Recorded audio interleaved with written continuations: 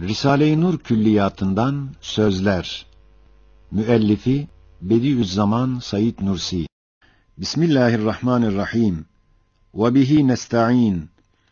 Elhamdülillahi Rabbil alemin. Vessalatu vesselamu ala seyyidina Muhammedin ve ala alihi ve sahbihi ecmaîn. Ey kardeş! Benden birkaç nasihat istedin.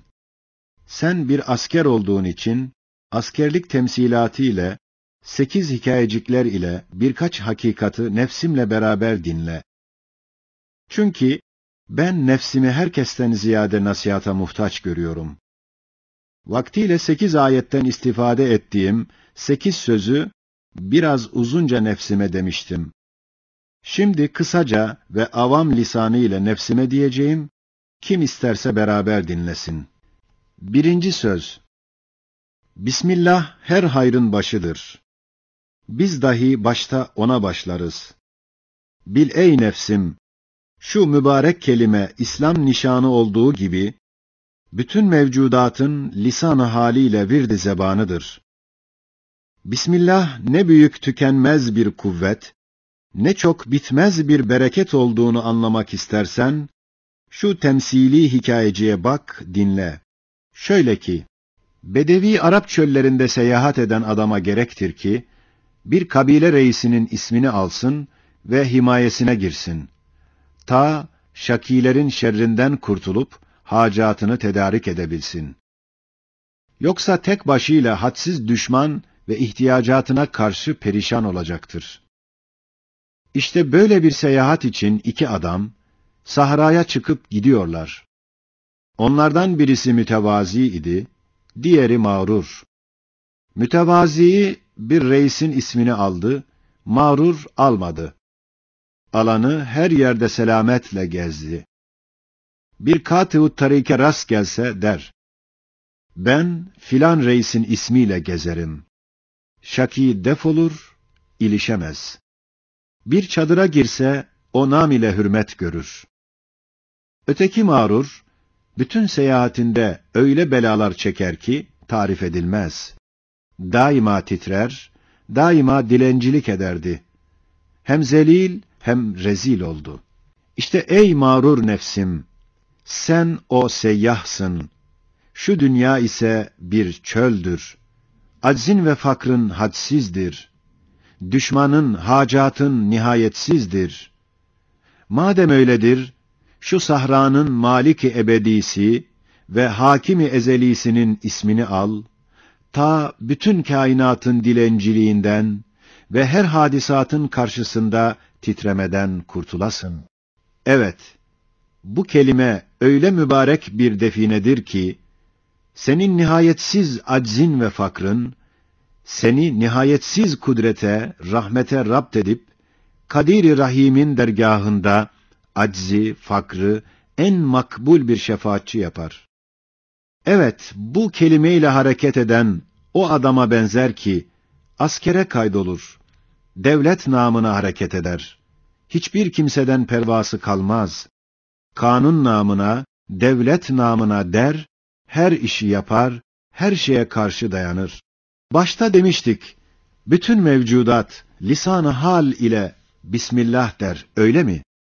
Evet, nasıl ki görsen, bir tek adam geldi, bütün şehir ahalisini cebren bir yere sevk etti ve cebren işlerde çalıştırdı.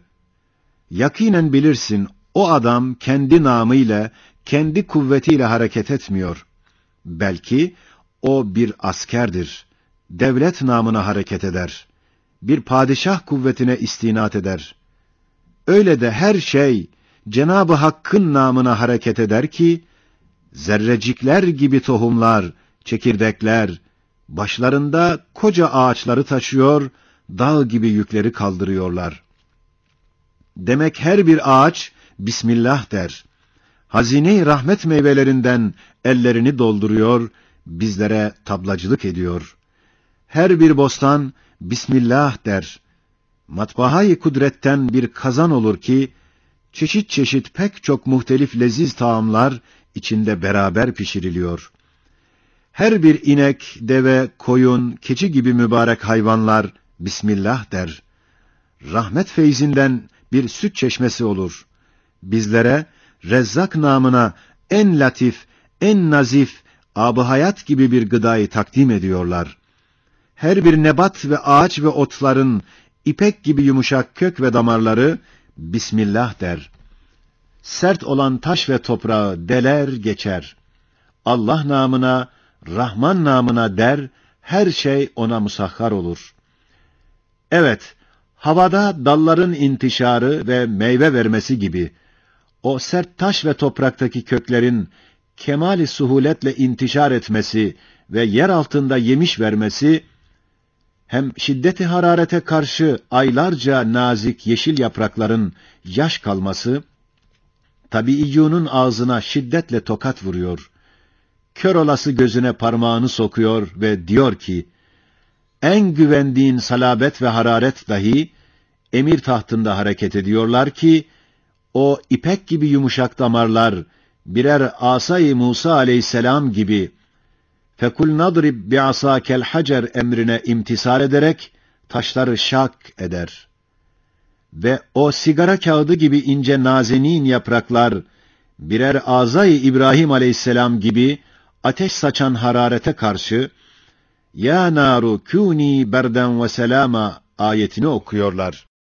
Madem her şey manen Bismillah der, Allah namına Allah'ın nimetlerini getirip bizlere veriyorlar.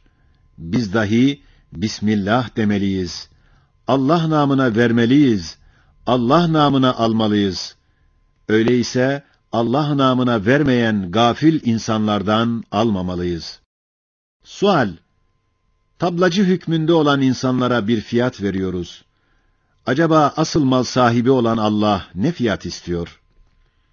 El cevap: evet, o mün'im-i hakiki, bizden o kıymetdar nimetlere, mallara bedel, istediği fiyat ise 3 şeydir. Biri zikir, biri şükür, biri fikirdir. Başta Bismillah zikirdir. Ahirde elhamdülillah şükürdür. Ortada, bu kıymetdar harikayı sanat olan nimetler, Ehad-i Samed'in mucize-i kudreti ve hediye-i rahmeti olduğunu düşünmek ve derk etmek fikirdir.